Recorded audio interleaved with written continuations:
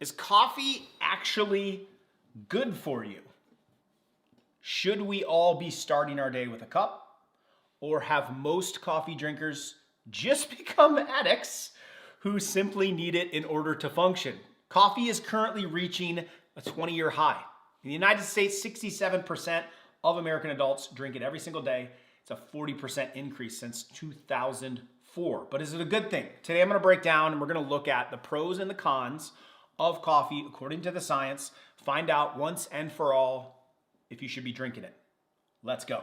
So, first out of the gates, a pro, alertness. Let's start with that obvious pro coffee wake you up goodness that so many people experience. It's probably the biggest reason why people drink coffee, but interestingly, coffee doesn't actually give you energy. Instead, the science behind it is it blocks what's called adenosine. This is the chemical in your brain that actually makes you sleepy. So your brain doesn't get the adenosine message. And you typically feel the effect of that blockage within 10 to 15 minutes of drinking it. Now, you think you do right when you taste it, but it usually takes 10 to 15 minutes. And that's just the taste in your brain remembering, here comes the coffee, within 10 to 15 minutes. Now, that effect peaks around 45 to 60 minutes, okay? And it can last anywhere from 3 to 8 hours depending on how quickly your body genetically gets rid of the coffee. And it's your sensitivity, it's your metabolism, that's what determines how long that stays into your system. But that's what's going on. It's that blockage of adenosine. To note that caffeine doesn't stop the production of adenosine, okay?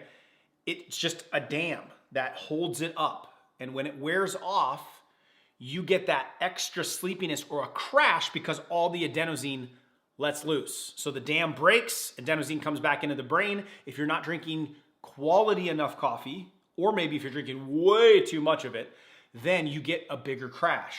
Now, heavy coffee drinkers have more adenosine receptors, which means you build up a bigger tolerance. It takes you more and more caffeine to get the exact same effect. Okay, so we're all just sort of built differently. Now, on the con of this side of things, that pick me up, that sort of energizing effect that we get, for some, the con could be anxiety.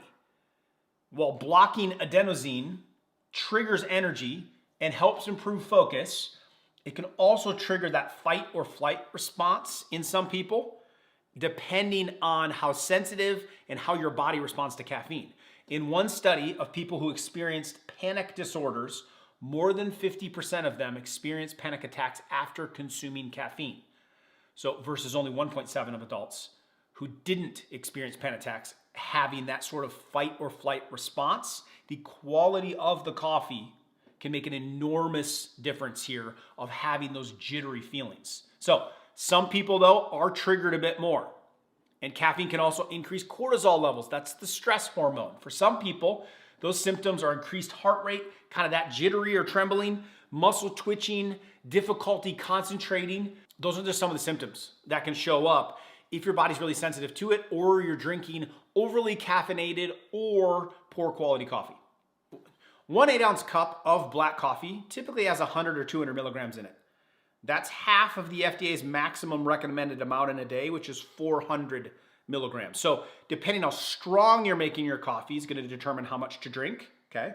And I'm going to talk to you about the benefits of, how much to drink. And if we go beyond that, you're asking for more cortisol, more jitterness. So if you're sensitive, go easy. Increase the quality. Fermented natural bean roasts significantly increase the amount of antioxidants, and they can help fight and reduce the jitters. So that makes a big difference. Now, let's go to the second pro, weight loss. Caffeine can increase metabolic rate anywhere from 3 to 11%. Burn a lot more calories starting your day with some coffee consumption. That process starts within 15 minutes of the consumption. It can last for several hours. So you're cranking up your metabolism during that time. You can even see as high as 29% increase in the metabolism function in leaner people. How? It works through thermogenesis. That's the production of heat in the body. Coffee drinkers can burn 80 to 150 more calories per day because they're stoking the fires. Now, caffeine also suppresses appetite. It reduces your daily caloric intake. That's why I like to use it as part of dirty fasting. When you're abstaining from eating solid food, maybe it's intermittently in the morning, or you're only eating one meal a day, or you're on a 1 or 2 or 3 day fast, using coffee as a replacement is not spiking insulin levels, which is key. It is also suppressing appetite, so you feel satisfied even though you didn't have food, and you're stoking the fires of your metabolism. I love using it in that form. And so I love it for fasting because a cup of coffee is 1 calorie. So you're not throwing your body off if you are doing a little bit of rotational eating slash fasting. All right, let's go back to the con side, insomnia. Coffee keeping you awake can become a huge problem. In fact, a study found that 200 milligrams of caffeine, it's about 2 cups of coffee in the morning, still could reduce some sleep quality at night despite being metabolized before bedtime. So you've got to know if you're struggling with a lot of sleep issues, decreasing the amount of caffeine in your system, and make sure you're really focused on the quality of the coffee so you're metabolizing it faster. It can also change your sleep cycles. That results in less deep sleep, which is critical for feeling refreshed. And it can also turn into a vicious cycle. Caffeine results in poor sleep, causes you to be tired, then people drink more coffee, and then you can't sleep again. So if you're really struggling with sleep, you might consider downgrading there a little bit. Now, it's super important to try to avoid caffeine in the afternoon, especially if your metabolism takes 8 hours to metabolize it. My dad was that way. I'm not that way, but I try not to after 12 or 1 o'clock to have coffee so it doesn't mess with my sleep. If you follow that rule, most cases, majority of cases, are going to be good. Now, what we're going to experience on the pro side, let's go back over there, is performance enhancement. When coffee blocks adenosine receptors, it increases the production of adrenaline, which increases energy. It improves blood flow to our muscles, to our heart, and it activates your central nervous system, the most important system in your body running everything. Coffee can boost athletic performance from 3 to 16%. And improve circulation by as much as 30% during exercise. So how do you use it? Just takes a moderate amount, 60 to 90 minutes before your exercise regimen. You'll get a boost with performance while you're working out. In fact, it was so powerful that it was once banned by the International Olympic Committee, and it was limited by the NCAA of people using caffeine to really get the most out of their performance. It also boosts cognition. So this is where it shows up for your work performance, your processing speed, your visual motor coordination, and attention improves by 11%. A little coffee so you can pay attention to Dr. Livingood. In coffee drinkers, that's what goes on. Now, heavy coffee drinkers, 5 cups per day, they were found to have a cognitive age 6.7 years younger than those that drank a cup or less. Let's go back to the con side, increased blood pressure. After around 2 cups of coffee, most people experience an increase in blood pressure for about 3 hours. Your systolic blood pressure can go up about 8 points, diastolic by about 5. And so timing really matters here. In fact, drinking coffee in the first hour after you wake up can raise it even further. However, it does eventually come back down. That effect wears off. It is not shown to chronically raise it. Just know during that period of time you're going to raise it. Now, the long-term effects are interesting. Studies show that healthy people who drink 3 to 5 cups per day have the lowest risk of cardiovascular disease, 15% less than people that don't drink coffee. So surprising. Now, if you have a significant hypertension issue, a blood pressure issue, and you're putting in 2, 3, 4, 5 cups of coffee, you can increase the cardiovascular risk because of the severe hypertension, and coffee's adding to it as opposed to fixing the cause. So something to note. So if your blood pressure is really high, consider passing on coffee or doing lower quality amounts until you get it brought down. Now let's go back to the pro side. Antioxidants. Coffee is the #1 source of antioxidants in the United States' diet. Coffee contains over 136 bioactive compounds. Most of those are antioxidants. And coffee contains over 136 bioactive compounds. Most of those are antioxidants, way more than even a superfood like kale. Antioxidants are super important because they fight oxidative stress. So many diseases get heavily influenced by oxidative stress. So every additional 1 cup per day that you drink of coffee reduces. So for example, for every additional cup per day of coffee that you drink, it reduces your type 2 diabetes risk by 6%. Drinking 3 to 4 cups of coffee per day reduces the chance of stroke by 21%. Drinking 3 to 5 cups of coffee per day can reduce Alzheimer's risk by as much as 65%, shows the studies. Drinking 3.5 cups per day in studies resulted in a 15% lower risk of all causes of mortality. Now, different types of coffee have different types and levels of antioxidants. Like espresso, it's concentrated, has an 8x increase in the amount of antioxidants in it because you're concentrating that dose, compared to, say, an Americano that's more watered down. Also, coffees that come from Colombia, Australia, Peru, they have higher amounts because of their soil. And fermented coffee, the way that the bean and the pits, the cherry, is extracted from the fruit that is around the coffee, the way that it is extracted can impact the antioxidants. That's why I like a more natural approach instead of washing it or using chemicals to try to get the fruit off of the coffee cherry, just allowing it to dry naturally in the sun and ferment. You get more of those antioxidants in a food that's able to bask in the sun and pull those nutrients out, fermenting that process of furthering the antioxidants. Plus, you can go another step and add superfoods to your coffee. We'll talk about that in a minute. And the benefit of coffee here with antioxidants is it doesn't even have to be caffeinated. Decaf has very similar effects. Just make sure that it's Swiss water processed so that they didn't use chemicals to wash out the caffeine. Swiss water process protects from that. Let's go another con. Dependency and withdrawal. It only takes 2 to 7 days of coffee consumption to develop that dependency. Now, tolerance builds up, and it happens even in the first month. Usually in the first week or 2 of drinking coffee, you're getting the full effects of caffeine. In weeks 2 to 4, the tolerance becomes a little more noticeable. You're a little bit less sensitive to it. And then by week 4, you've now settled in to your complete tolerance, whatever that level is. At that point, you start needing a little bit more caffeine to get that same type of functional change. And you could start to see the foggy feeling in the morning before you actually get your coffee. Now, with quality coffee, I don't experience this. Now, the reason that happens is coffee constricts blood vessels.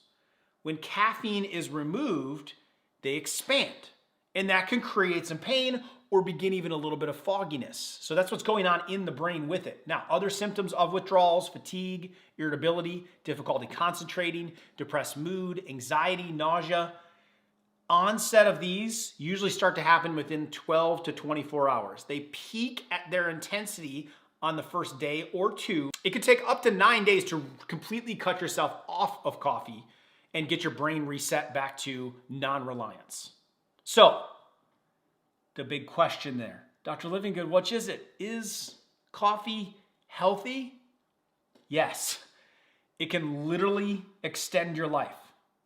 Still, there are certain people that just need to be aware of its effects. If your blood pressure is really high and you have severe hypertension, probably not the best food to be getting in. There's other forms of antioxidants, which we'll talk about in a moment, that you could be focused on. If you're pregnant, not the right time to be loading up on coffee. If you have a lot of insomnia issues, you should probably cut back and drink earlier in the day. If you have lots of anxiety issues, then you want to be careful of not overdoing it. So, how much should we drink? For the healthy adult, the research sweet spot is right around 4 cups.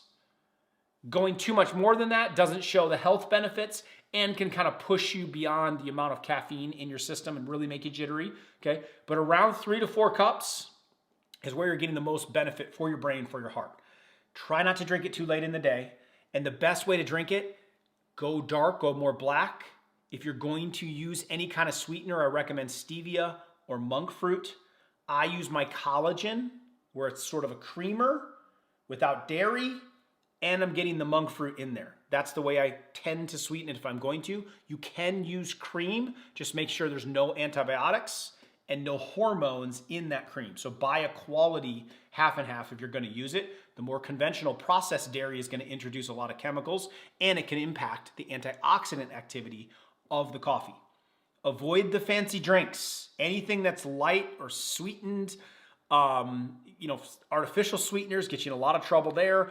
Or if you're looking at lots of sugar added to it, it's diabetes in a cup very quickly. When you go to, these coffee chains and they end up just making you a sugar bomb, and that's actually dessert in a cup. It's not even coffee at that point. Add in water, drink water in between cups, drink water after. Keep yourself hydrated. Even though coffee adds hydration to the system, it will speed up your body's processing of the liquids in your body, and it will make you go to the bathroom a little bit quicker. So you just want to make sure you're putting in some hydration after you're done drinking it. That's a practice that I always do.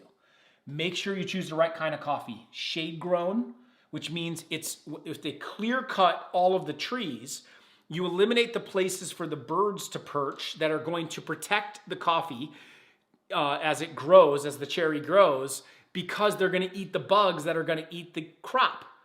So when they clear cut, what they do is they eliminate the natural predators of the shade grown, and they have to use pesticides and herbicides. And so you're getting a much more chemically laced coffee at that point.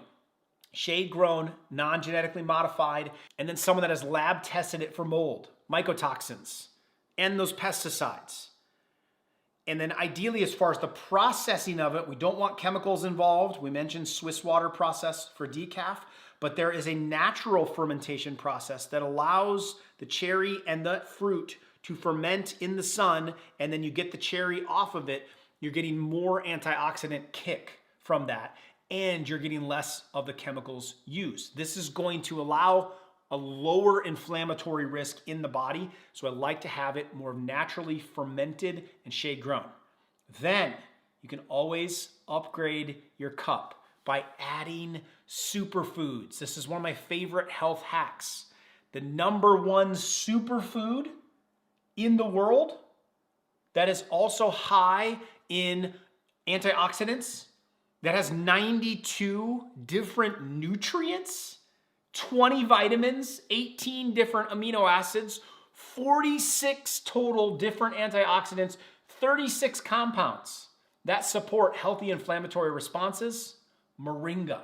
It's called the miracle tree for a reason, because it comes with all of those touted nutrients. It is one of the, if not the most nutrient dense plants, foods on the planet. It leads to direct energy boosts in a clean way, not with caffeine. It gives the antioxidant boost, and it is a cup of nutrients. You can add it directly to your coffee. Now, if you take powdered moringa and add it to your coffee, it's going to be like mixing green tea with coffee. It's going to mess with the taste.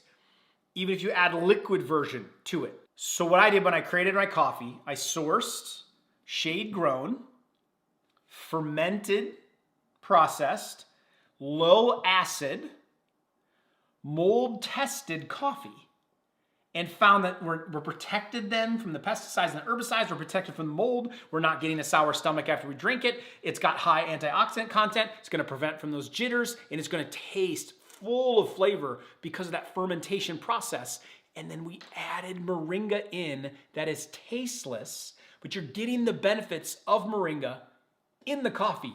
Put together the two most powerful sources of antioxidants, the number one source for Americans, combined with the number one source of the world in your cup to start your day. Best part of waking up is living a daily coffee in your cup, plus moringa. So there's an antioxidant boost. You can check out more of that below of what I put in my cup every single morning. I love coffee. I do use it. There's a couple of things to be aware of with your sleep, anxiety, and blood pressure. However, It's a great source of antioxidants. It really does help performance, and it can be used as a very beneficial health tool. So if you want to learn about another superfood that you can actually put in your coffee, watch my other video on the #1 superfood to transform your heart health.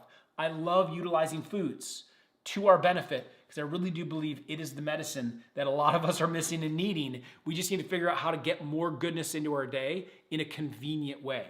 In that video, I explained to you how this ancient food has been used for hundreds, even thousands of years. It's better than both heart health medications and Viagra as far as its impact on the body. And the best part, it tastes like dessert. So I'll include that link to that video here. Click here to watch it, and I'll see you over there.